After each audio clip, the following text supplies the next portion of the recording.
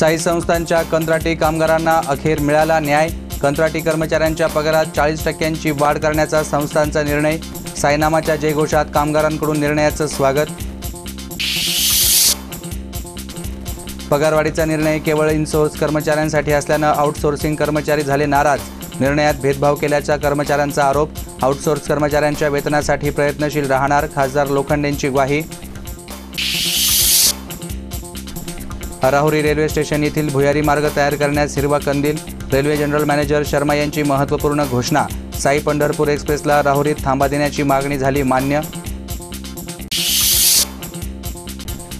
पुणे नाशिक महामार्गावरील रस्त्याच्या कामाच्या ठिकाणी राजरोसपणे चोरी। कंपनीच्या कामगारांना हाताशी धरून चोऱ्या।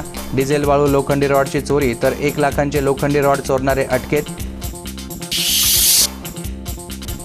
आणि संगमनेर शहरातील मदिनानगर भागातील कत्तलखान्यावर पोलिसांचा छापा।